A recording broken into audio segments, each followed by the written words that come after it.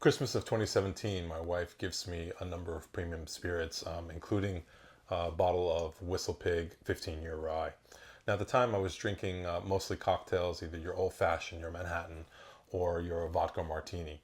So the fellow goes and asks her, "So, what kind of bourbons does he like?" So she goes and she mentions, well, he typically gets like a Maker's Mark or a Woodford Reserve, etc. So he suggests a number of bottles, and she got me all the bottles that he suggested. So one of them was a bottle of Ciroc vodka. Another was a Garrison Brothers Texas bourbon, a St. Augustine double oak bourbon from Florida, Chestnut Farms bourbon, as well as a Whistlepig 15-year rye. At the time, the only one that I recognized that I knew anything about was Ciroc. The other brands I had no idea about. Now the others, again, as I said, I didn't really know anything about. I was kind of actually really surprised and maybe a little bothered that she even bought me a rye, because never had I ordered anything with a rye. The only thing that I knew about ryes was, back in school as a younger man, when you were at a party and someone would put something in your solo cup to mix with some type of soda. So it would either be like a Crown Royal or a Seagram 7 or a Jameson's or a Tullamore Dew or a Jack Daniels or a Jim Beam, etc. So one of these whiskeys, and a rye is usually one of these examples of something you just add to a drink just to catch the buzz. So I wasn't into ryes at the time. These other brands, as I mentioned, didn't know anything about, so I tried them in my Manhattans and my old fashions. And what I found is I was actually having to adjust the amount of Angostura bitters that I was putting into each of these different cocktails. What I found also is that the rye from Whistlepig, I was using actually less or fewer bitters. And I think that's mostly because of the rye quality of the Whistlepig, and specifically that peppery note, that cinnamon, leathery, tobacco, cocoa flavor that you get on the finish on the back of your tongue. Okay, but I didn't know that yet at the time. What I then did is I moved on to trying each of these different bourbons, whiskeys, over a cube of ice. So I found, for example, the Garrison Brothers is a very powerful, complex bourbon, reflective obviously of their mash bill, their process, as well as aging in Texas, which lends a lot of character to that particular whiskey. The same is also true of the St. Augustine double oaked. You got a lot of caramel and vanilla from that double oak process. Again, on the Garrison Brothers, you also get those same hints of the tobacco and the leather on their product. The Chestnut Farms is probably the easiest to drink, and if you know Chestnut Farms, it's actually a Total Wine private label product, so really no surprise there. The interesting thing, for those of you who are a little more experienced, you probably noticed I mentioned Garrison Brothers, St. Augustine, and Whistlepig, and there's a through line there tying back to Maker's Mark, and that's Dave Pickerel. The late Dave Pickerel had his hand in helping develop the Garrison Brothers facility, as well as the St. Augustine uh, bourbon facility, and he was a principal as well of Whistlepig. He was also master distiller at Maker's Mark before he found his consulting company where he lent his hand in all this. And one day we'll also talk about his influence with Blackened. We'll talk about Dave Pickerel per se, but coming back to this product, what I found is once I was sipping them over a cube of ice, I was starting to notice these subtle differences between them. And to me, prior to that, bourbon was bourbon. I really didn't know much of the difference between them. And again, since I'm putting it in a cocktail, probably couldn't tell too much of a difference between them. The rye in my Manhattan, I was actually liking a little bit more than the others. And if you think about the original Manhattans were typically made with rye because in early times, rye was the most prevalent grain that you could grow up in that area. This is, let's say, Maryland, Pennsylvania, north. So it would make a lot of sense that the Manhattan would have been initially developed with rye as opposed to bourbon. I found that I was actually really liking this Whistlepig 15 year, and I started drinking them neat. And I was drinking them neat then to try and pick out those different flavors and the differences between them. Before I knew it, about 4 months later, I'd actually finished the bottle of Whistlepig. It was actually the first time I'd ever finished a bottle of any spirit in that amount of time. And I was kind of shocked that the one that I finished was the rye, which based on my own, let's say, predisposition to not like it. And again, these were thoughts that I had had, a bias against rye without really knowing what rye was. What I found is I then went to get another one. I loved it. And when I went to Total Wine to replace the bottle of my 15-year Whistlepig, I found that it's actually expensive. So when we talk about criticism about the particular product, what you'll find is folks don't criticize the quality of the product. The quality, I think, is above reproach. This is 100% rye. This is not easy to make. If you look up your typical rye bourbon, or sorry, rye whiskey that's out there, you'll find that ryes are typically either 95% rye with 5% of something else, usually corn, or 4% corn with 1% malted barley to aid in the fermentation process, etc. Again, in the US, you just need to be 51% rye in the mash bill to call it a rye.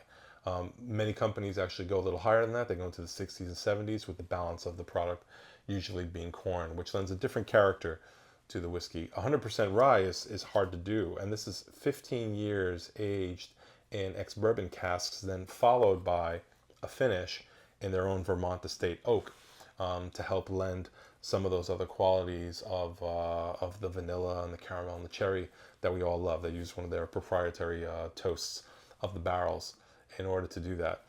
What I found that I love about this also, I mentioned those notes of the tobacco, the cocoa, the leather, etc. on the finish, that cinnamon, what folks call the baking spice, right? It's a very lovely drink at a 92 proof. This is not easy to do. So typically when we think about what cost is to a particular product and we go into the economics behind it, it's not surprising that they would charge a premium for such a product. Now, a lot of folks take issue with what it is, and yeah, this actually by me is expensive. And when I say expensive, what I mean is somewhere between 220, 250. It's an allocated product, so sometimes you don't find it. Sometimes you only find one bottle.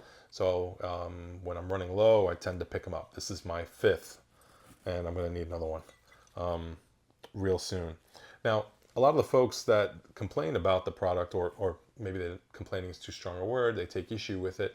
As I mentioned before, it's not the quality, it's the pricing point. And some of these are the same folks that I think are chasing hard to find allocated bottles that are typically, when they were readily available, or you would find them on the shelf, they're at a much lower price point, but they're now secondary market products, and people are paying multiples of MSRP for them. So let's talk Buffalo Trace as an example.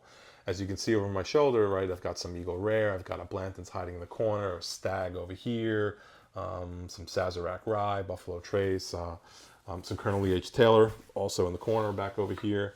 And up over here, I've managed to snag a couple of Blantons, a couple of Buffalo Traces. These guys I actually got at MSRP. Requires some hunting, requires some connections, etc. And the reason why I have those is actually to help trade to get some of those other bottles that we love to get. So in the bottle trades, that's a subject for a different day. But my point is, I love the Colonel E.H. Taylor Rye. I think it's fantastic, but I think it's fantastic at no more than, let's say, $120, $150 the bottle. Now, some folks would say that's crazy. That product is not worth that much money. Agreed. But if you like something and you're trying to get it, sometimes when you find it, you try and snag it. The Stag, I think, is a similar argument. The Stag is also not a $400, $500 bottle. Again, I didn't pay that for that bottle, but there are folks out there, if you look online, you can find your Stag Junior. You'll find, though, that most folks are asking somewhere between $450 and $500 by the latest read that I did yesterday. So you can find it out there, but you're going to have to pay those multiples. Now, the product, I think, is normally a $70, $80 product. Certainly not worth $500. And when I say not worth $500, what I say is a product is worth what you're willing to pay for it. I would say that for that kind of money, there are other products that would probably hunt or maybe buy a couple of other bottles of in order to enjoy the pleasure of trying those bottles. What this did for me, and the special nature of this product for me, is that I had some suppositions, I guess you would call it, about what a rye was, and this actually changed it. It showed me that was actually my preconception was wrong, um, and it led me to then try and explore other Whistlepig products. As you can see, I went deep into the Whistlepig product line, exploring ryes, which led me to then explore other ryes, which subsequently allowed me to explore Irish whiskey, moving away from, as I shared with you before, the Tullamore Dew and the Jamesons and the Bushmills that I had tried in my youth. I had a thought as to what those products were. It turns out I actually didn't know anything about it. There's some amazing Bushmills, Tullamore Dew, and Jameson products in their line of products. However, I found I like the Irish single pot still, so hence the Redbreast, the Powers, particularly the Powers John's Lane, the Yellow Spot, Green Spot, as well as Teelings. One of the fascinating things you'll also see is back here in the corner, I've got an Irish rye. So Powers is actually now manufactured their own 100% Irish rye. We haven't opened up that bottle. We'll do that one of these days, and we'll actually put it up against some of my other ryes. It also allowed me to then try Japanese whiskeys. And when I was trying the Japanese whiskeys, I found that these are typically also at a lower proof, but amazingly complex whiskeys, absolutely beautiful whiskeys. I went deep into the Japanese whiskeys as well, which made me rethink what I understood about scotches. I thought I had tasted scotches when I was younger. What I found, at least I thought back then, I didn't like the peat smoke. I love it now. As you can see from my selection over here, I've got a couple of Octomores in there, a few Ardbegs, the Lagavulin, etc. Plus, there's a number of Johnny Walkers, blended scotches that actually have their own touch of peat. Love Scotch whiskeys. Made me rethink American malts. So American single malts is a category that's also booming. If you've not tried your American single malts, I highly recommend you start with either the Balcones or the Westward or the Westlands. Now these are all high proof whiskeys. They'll knock your socks off, but amazingly complex, rich, long, lingering finish on the mouth. Fascinating, fascinating. Made me rethink my American bourbons. I went back to my American bourbons, trying a number of different styles of American bourbons to really get a broader sense of what a whiskey was. So my point to you is, if you're a newbie in this world of whiskey, and as I mentioned to you, the way you approach whiskey and how you enter into the world of whiskey is the way that you're more comfortable doing it. There is really no wrong way. As I shared with you, I started through the solo cups, and then I did through the cocktails, then ultimately pouring them over ice, as well as then trying them neat. I would suggest to you, though, that if you want to understand the differences between particular whiskeys or particular offerings from a brand or comparing brands, probably the easiest way to start to pull those out is to drink them neat. Drinking them neat is where you'll then pick out the different characteristics that are available in that particular dram. Now, the other piece I'd like you to take away is this wonderful idiom that I picked up from this book, The Way of Whiskey, and it's called obaitori. Obaitori means that in the spring, the cherry blossoms, the plum blossoms, the peach blossoms, the apricot blossoms, each of them in their own time giving a beautiful, delicious fruit that is unique and one from the other.